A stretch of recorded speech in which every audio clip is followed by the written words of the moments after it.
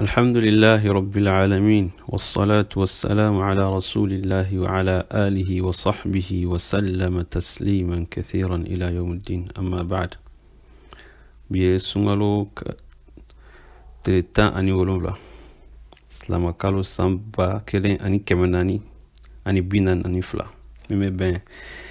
29 avril 2021 c'est-à-dire Issa Bangesan o sanji bafla ani moran kelen tere moran kondo kalo nana avril kalo ala nga batomne ka kalo timedama la nga junu beyafa amena nga walada be nyoko falbere walada labana kumana slaman nana kana dina latanga chogumna anga ko chama fala minye bato chogo bato na slama ka fokanya ke abe dina latanga aslama kam barika bo femma benna kana dina latanga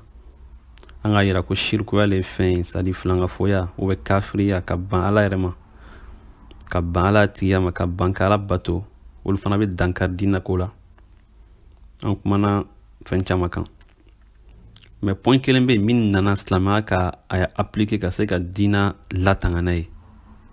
mais ma kuma kan wala gada donna parce que ala fana kelen wala dala yerema ole ka mama faradon kan dans me fait ka kuma ole kan ante fa ka janya ngoson ka boton na parce que ante fe na nga faraka be ka be janya ko sebe ole jihadwe terum te se ka fo bituni te ni ka fo to grebe laila jihadu arab kani français kante anglais te arab kani donc arabu er fait jihadu moulé jihadu koro littéraire sens littéraire les ça dit effort ka effort ke ki jija kodola oli jihadwi arabu al ijtihada saninga jija kodola o al ijtihad jija al juhud jija effort o ya sens littéraire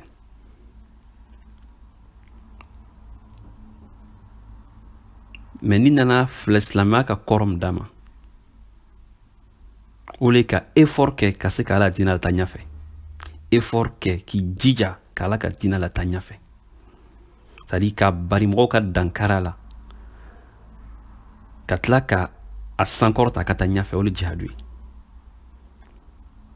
donc o effort kono kere bala kere effort dole loni effort dole kala ko fo mo o effort dole ala ko walladhina jahadu fina lanahdiyannahum subulana ko mo ka effort ke ne ala ka saraka ko mono tlen ka tasrat len ka وإن الله لمع المحسنين قال بني البغوي نيلكلاو على بنولو على بولو دمه donc ango effort intellectuel o doy slama ala jihadu soufla jihadu fitini be jihadu belbel babe jihadu belbel ba jumale karamoko huwa jihadul hawa wash-shaytan au jihadun nafs wash-shaytan ki nin kun kere ani shaytana akana seila kira barkabo ala kota koma kira barkabo kojuguma ka kunyma ke ka wuli soma jona nene la ka seli ta fajir la ka wuli ka sno jatu la ka seli ole effort ole sari ole jihadu korobay sari kire effort ke ka siki nin kere ka ni sago fen nin ka di fem karana mari ni sago la ko kere ole jihadu berber bay salakla sallallahu alaihi wasallam sandola lena ka sahaba boto kerekoro bola kerekoro la onna se makan madina dulala koma kwa mbola jihadu fitinna atoy jihadu belebeleba ko juma ano antara kerem ko jihadu fitinne a belebeleba le ki nin kere kana mo tonyo ki rem ne ka bo sadi ala tanama koma ole jihadu belebeleba parce que o te wati jihadu fitini ibe ta ke wati kere ibe kere dala ni bola la bana mais belebeleba ine bo ino be nyope fokati nimbe watimna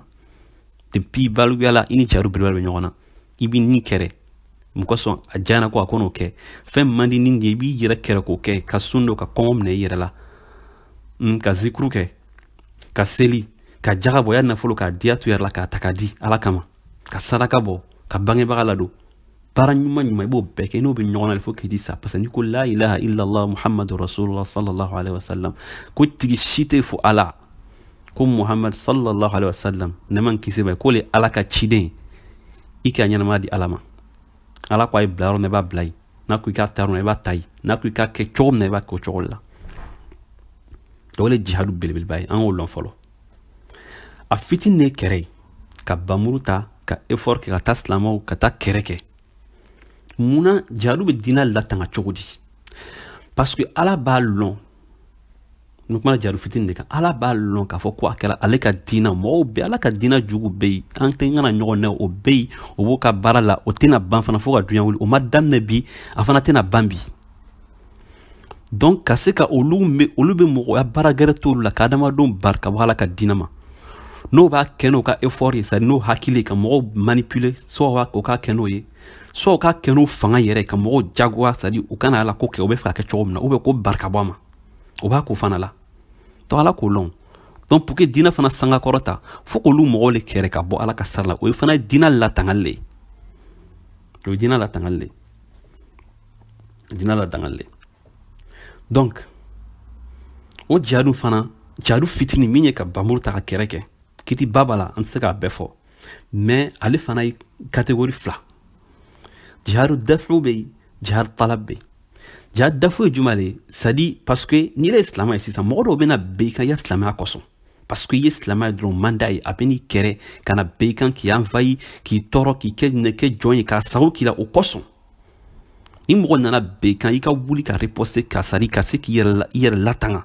o ye jagoya le o le jihadu dafu ye c'est à dire ka jugu ka c'est à dire dabali n'a ka fɛɛrɛ n'a ka dansago c'est à dire k'a ɲɔni ka bɔ i yɛrɛ kan o le jihadu dafu ye o ye wajibi le silamɛya kan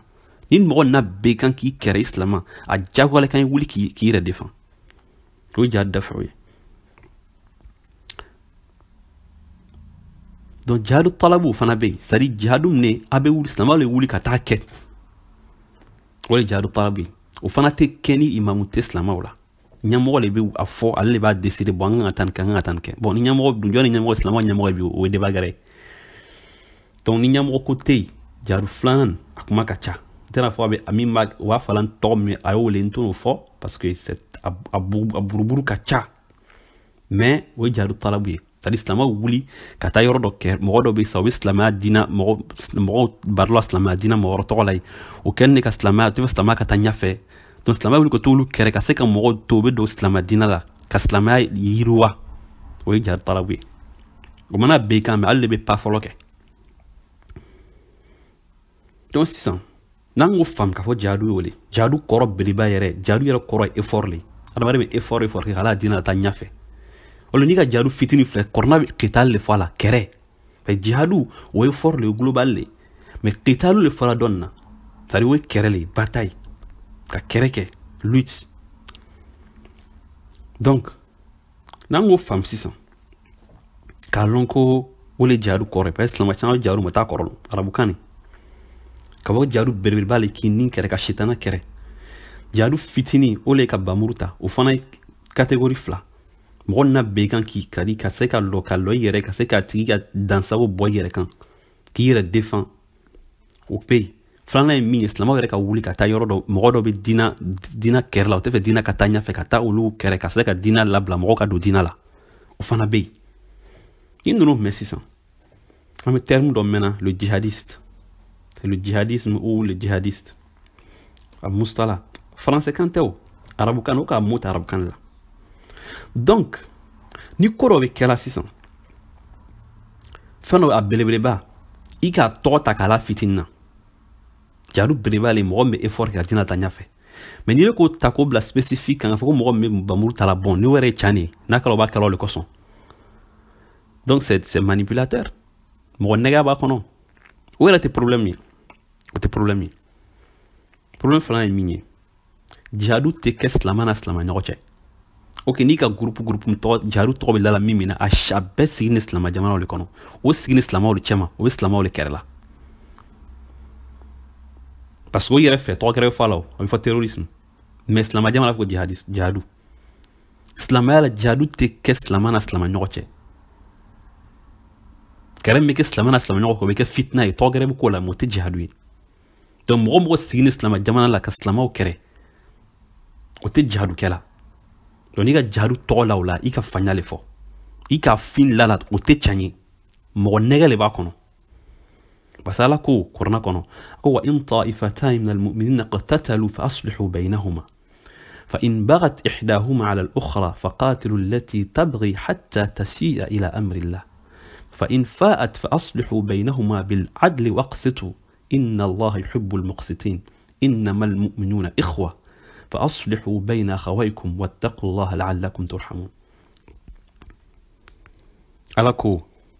كوني مؤمن فلا بلا نيغونا كان نيغو كيري مؤمن جاما كرو فلا بلا نيغونا كان نيغو كيري ko aka ɲɛli kɛ o ni ɲɔgɔn cɛ a k'o kan bɛn a ka kuma o ni ɲɔgɔn cɛ o kan bɛn kɔfɛ ko ni kelen na dansaw kɛ dɔn kan ko faqatilu lati tabghi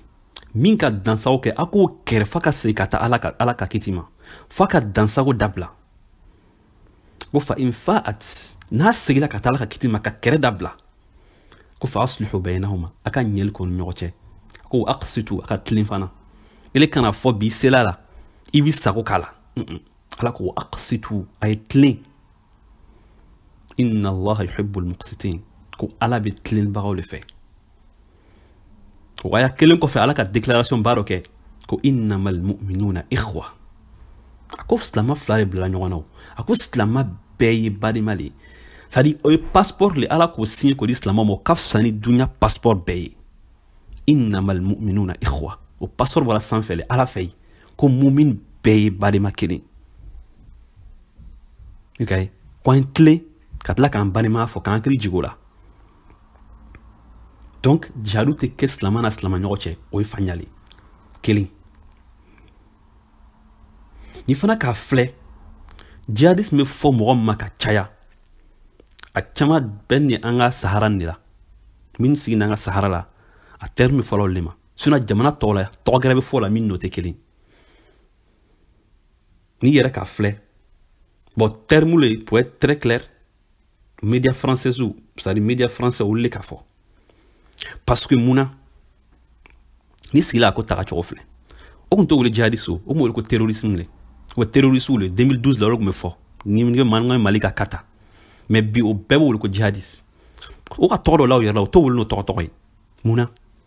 ele yɛrɛ ɲininka parce que silamɛya la silamɛya kumana jihadu nafa kan jihadu c'est à dire sara min b'a la silamɛya k'o fɔ n'i le k'o tɔgɔ ta k'o la mɔgɔ dɔ la min tɛ jihadu kɛla est ce que i tɛ mɔgɔ nɛgɛla ka taa fara o kan de wa an yɛrɛ ɲininka o la bani parce que terme de fanya lo jihadu ni ka jihadu bɛ silamɛya kɔnɔ ala ka sara caman fɔ a la ala tila ka hadisa caman fɔ a la min bɛ sara yira a la mais n'i k'a ta k'a da mɔgɔ kan min tɛ jihadu kɛla mɔgɔ dɔ denmisɛnnin dɔ min hakili pɛtɛ a lɔn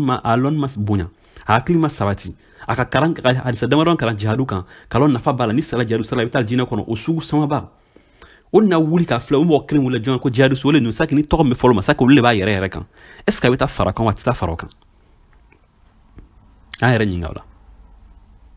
donc an kan ka lɔ an bɛ min fɔ min fana b'a fɔ la o ko wala o b'a fɔ la ŋaniya min na mais an fana kana kɛ c'est à dire comme perroquet o c'est à dire kɔnɔ ni fɛn fɛn fɔ la a b'a ladege an kana k'o ye hakili b'an mana le bɔ kɔsa an ka miiri ka kow filɛ donc terme jihadisme can tɛ a bɛ fɔla cogo min na arabukan ne n'i k'a kɔrɔ filɛ can tɛ a fana ye fɔla mɔgɔ min fana ma o tɛ jihadu fana kɛra parce que jihadu tɛ kɛ silama na c'est à dire silamaw ni ɲɔgɔn cɛ a fana bɛ mɔgɔw fana firi parce que a bɛ mɔgɔ dɔw fara o kan min man ka fara o kan parce que olu fɛ min bɛ kɛra tɔgɔ min fɔra o la can ne ka sɔrɔ can tɛ sisan hali silamaw ye ɲɔgɔn kɛrɛ est ce que ko kura hali silamɛya kɔnɔ ko kura tɛ o silamaw ye bila ɲɔgɔn na ko kura tɛ depuis ala kila waati la sallallahu alaihi wa sallam ala kila salatu kɔfɛ dɔrɔn problème la silamaw ni ɲɔgɔn cɛ a na juguya yɛrɛ ali ka waati la groupe dɔ bɔra silamɛya kɔnɔ o bɛ ko al-khawarij c'est à dire olu ya idéologie ye jumɛn le c'est à dire olu fɛ silama n'i ka jurumu ko ba kɛ dɔrɔn i kɛra kafiri ye wa idéologie le bɔ yen olu le k'ali faga radiyallahu anhu ni silama ka kojugu jurumuba kɛ i ka riba dom i ka fanya fɔ i ka c'est à dire i ka muso laɲini n'a ma kɛ ni furu sira ye i ka cɛ laɲini n'a ma kɛ ni furu sira ye i ka fɛn fɛn ni jurumuba b'a n'a fɔ la i ka dɔlɔ min i ka kojugu kɛ n'i k'o kɛ dɔrɔn i bɔra silamɛya kɔnɔ o bɛɛ bi tɛ bi m'o bila silamɛya kɔnɔ olu mɔgɔ kelenw u ka silamɛw kɛrɛ o waati la o k'ali kɛrɛ olu yɛrɛ le k'ali faga donc o kɛnin kɔfɛ ale k'o kɛrɛ o mais an filɛ n'an bɛ tɔgɔ kɔnɔ an bɛ fɛ ka tɔgɔ la o la o oui silamɛya mustalaw la c'est à dire silamɛya terminologie la o b'olu ko khawariju o caman o tɔgɔw le mais ale ka tɔgɔ min an y'o filɛ ban ni k'o tɔgɔ fana filɛ ni silamɛ bɛ fɛ ka tɔgɔ ɲɛnama ɲini k'a bila o la an y'o tɔgɔ filɛ hali ni c'est à dire étiquette fɛn min a man di n ye mais an y'o tɔgɔ filɛ ban ni fana k'o filɛ o ni kuran ta bɛ taa ɲɔgɔn fɛ o ka fɔ ale ɲɛnɛ ale kɔnɔ ale ko an t'o bari kana selan cɛ ma parce que an barima silamɛw le a ko hum ikhwanuna bagaw alayna o ka ɲɛ ko est-ce que kafiru le ba ko kafiru tɛ dɛ an barima silamɛw le o ka dansago le kan kan bagaw alayna bagaw c'est à dire o ka dansago kan kan o le c'est les transgresseurs c'est à dire mɔgɔ min ka dansago kɛ ala ko fɔ kɔnɔ kan ko fa in bagat ihdahuma c'est à dire dɔ ka dansago kɛ dɔ kan i ka dansago i ye transgresseur le français la donc n'an ye mot dɔ ɲini qui est juste mais transgresseur bɛ se ka mun ɲɛnama ye mɔgɔ min bɛ dansago kɛ ko la mais ale ka mun de kɛ ale ma wuli k'o kɛrɛ o ale taara débat le kɛ yan nɔ ka Ibn Abbas ci ka taa kuma n'o ye i de b'a la nin tiɲɛ tɛ ani silamɛya ta ɲɔgɔn fɛ o tun bɛ débat la dɔw yɛrɛ tun bɛ débat la tila ka waati la a kelen yera ala tila ka danga don a dɔw kan yɛrɛ ka kuma caman fɔ a dɔw kan donc ale waati la ka fanga sɔrɔ a ka Ibn Abbas ci u taara kuma ka débat kɛ n'o ye a bɛ idée min na tiɲɛ tɛ a daminɛla n'o ye o bɛɛ kɔfɛ o nana dɔw bɔra dɔw ka faamu bɔra o la mais dɔw tora yen o ka silamɛw kɛra ale k'o kɛrɛ donc k'a yira k'a fɔ ko i silamɛɲɔgɔn le hali silamɛya bɛ dansaw ka silamɛɲɔgɔn kan o t'a kɛ kafiri ye parce que olu bɛ silamɛw jama kafiriya le parce que olu fɛ silamɛ jama bɛɛ ye kafiri le ni mɔgɔ ma ala ka sariya bɔ olu fɛ sariya kɔrɔ ye min ye n'i m'a kɛ ka bɛn o ma i tɛ silamɛ ye n'i ka dɔlɔ min ye kafiri le n'i ka riba dun ye kafiri le n'i ka fanga tigɛ ye kafiri le n'i ka kojugu ba bɛ silamɛ n'i k'o kɛ ye kafiri le o de kama n'i k'o filɛ o bɛ silamɛ jamana le kɔnɔ o tɛ jamana gɛrɛ la o o le i yɛrɛ ɲininka mun n'o tɛ jamana gɛrɛ ni silamɛ jamana dɔrɔn tɛ parce que idéologie base y'o le depuis a daminɛ n t'a fɔ bi c'est vrai a idéologie kɔrɔ min bɛ silamɛya kɔnɔ o le ye bi ta ye n tɛ se k'o fɔ parce que bon géopolitique caman ɲagami b'a la a buruburu ni a ji duuru ni kojugu k'a fɔ i y'a dugumala ye a ka gɛlɛn mɔgɔw ils sont manipulés renseignements internationaux b'a la fɛn caman ɲagami na ɲɔgɔn na i tɛ se k'a fɔ k'i b'a bɛɛ dɔn donc kuma ye min ye sisan an bɛ dunuya le kɔnɔ adamaden i k'a essayer ka dunuya faamu ka adamaden yɛrɛ faamu ka adamadenya faamu ka dunuya tagacogo faamu an bɛ guerre médiatique le la c'est à dire ka kuma ka ɲɔgɔn c'est à dire an bɛ information di ɲɔgɔn ma bɛɛ ŋaniya b'a ta kɔnɔ bɛɛ bɛ fɛ min ka faamu o b'o le kɛ manipulation médiatique bɛ bɛɛ b'o dɔn donc silamɛ n'i bɛ fɛn lamɛn kana ta ten i jija y'a ɲɛɲini mais exemple dɔ d'i ma Daesh peut-être mɔgɔ caman ka Daesh ko mɛn Irak o kuma ko État islamique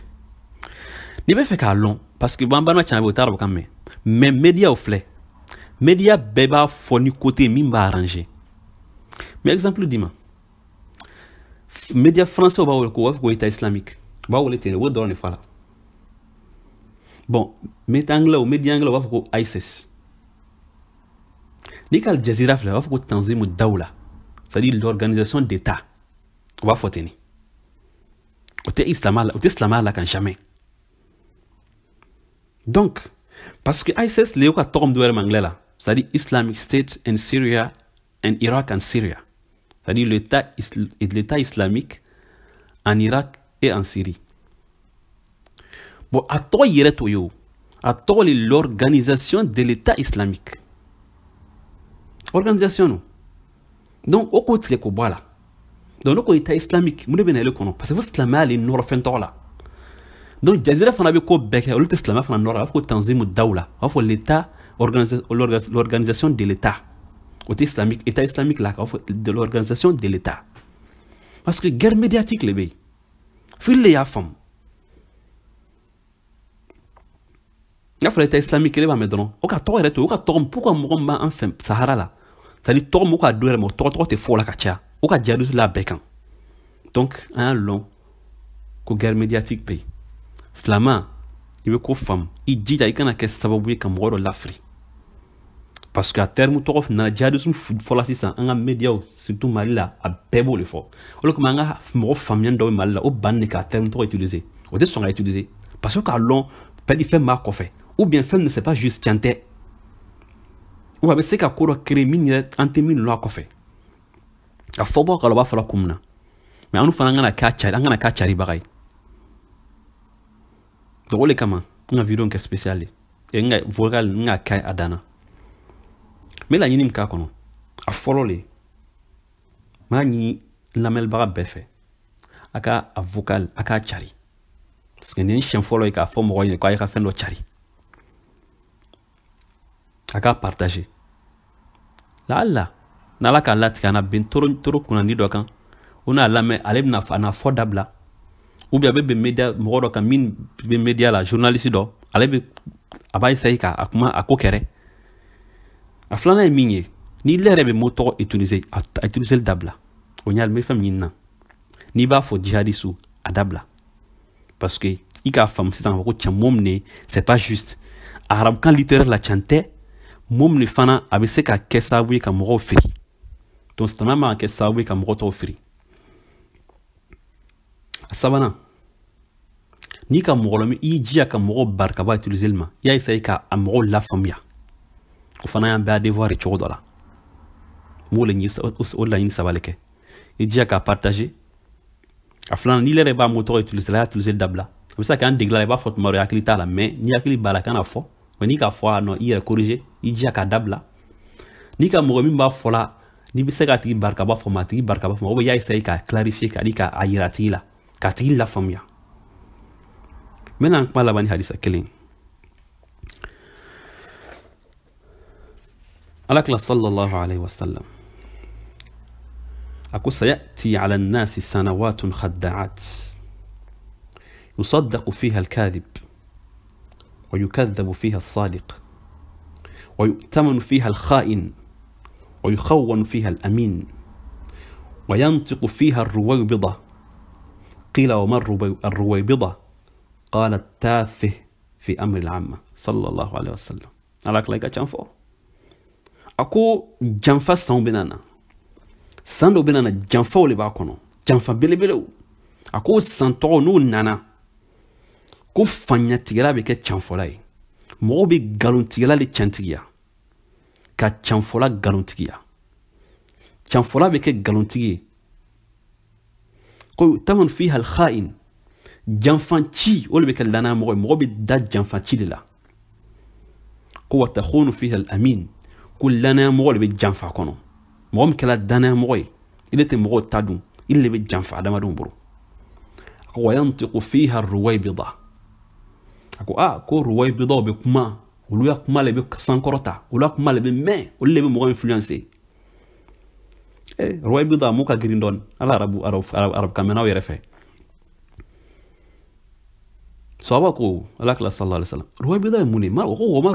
ruwaybida ko mun ye ruwaybida ye قال التافه في أمر العامة لا صلى الله عليه وسلم على كلا بلي أكو كو روي بدالي كو مافو كو تاكو بلا جماك نغنيا في كما سبو كو تاكو مافو برو كو لي روي بداي ولو مغولي بكما مافو ولو بي جماو ديريجي ولو بلا جماو نيافي ولو موكا كو سيبي دولو لما موكا كو بي تاكا دولو لما jama kungo bɛ ta ka dole le ma olu kuma le bɛ sankɔrɔta mɔgɔ ta sanfɛ sallallahu alayhi wa sallam ala kala ka ca fɔ dɛ hali n'an t'a waati la kɔni n fɛ an m'a daminɛ la ou an ma ja daminɛ la ala ka faamuya ko ɲuman d'an ma m'a laban ni kaya nin ye ala ko wa in tuti akthara man fil ardi yudilluka an sabilillah ko ni tugula adamaden caman kɔ ko bi firi ka bɔ ala ka sira kan ko in yattabi'una illa dhann ko maa caman bɛ tugula jigiya le kɔ ka ko bisigi ne fɛ a bɛ ten ne hakili la a bɛ ten ne n k'a mɛn ten ne o k'a fɔ ten ne a dola ten ne a bɔla ten ne k'a ɲɛɲini a k'a mɛn dɔrɔn a b'a lase a k'a ta cogo min na a b'a bila ten على كتونكو ولا تتبع أهواء الذين لا يعلمون سالي كانت تغمغون ننسى وكم مغم تفندون فما يكون مالك أدم ربنا آتنا في الدنيا حسنة وفي الآخرة حسنة وقنا عذاب النار ربنا لا تزغ قلوبنا بعد إذ هديتنا وهب لنا من لدنك رحمة إنك أنت الوهاب وسبحان ربك رب العزة عما يصفون وسلام على المرسلين والحمد لله رب العالمين.